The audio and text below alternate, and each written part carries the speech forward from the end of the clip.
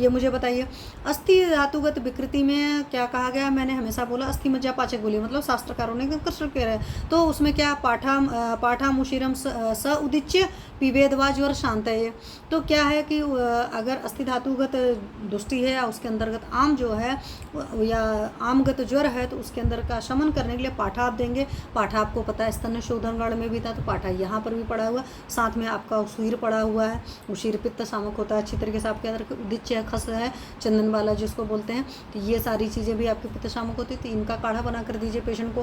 काढ़े जितने होते हैं पाचक के सारे कड़वे होते हैं, तो आप टैबलेट फॉर्म में दे सकते हैं, तो जैसे महाराष्ट्र वगैरह में वो सारी चीज़ें हैं, तो ये चीज़ें आप दीजिए।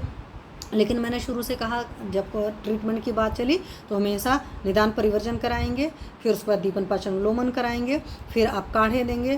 काढ़े देने में भी ख्याल करेंगे कि कहीं पर से भी आपको वात का प्रकोप नहीं होना चाहिए। पेशेंट को क्लोज ऑब्जर्वेशन में रखकर काम करेंगे। पेशेंट की हिस्ट्री बहुत अच्छे से लेंगे, कितना पुराना है उसके हिसाब से भी समय लगता है।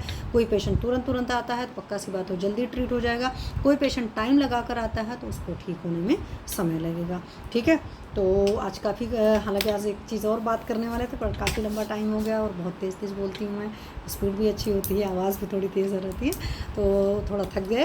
ठीक है, चलिए नेक्स्ट सेशन में कुछ और चीज़ें लेंगे। अगर आप लोग की पर्टिकुलर क्वेरी रहती है तो उन चीज़ों को भी बात करिए। डॉक्टर अरविंद पाठक सर, प्रणाम सर।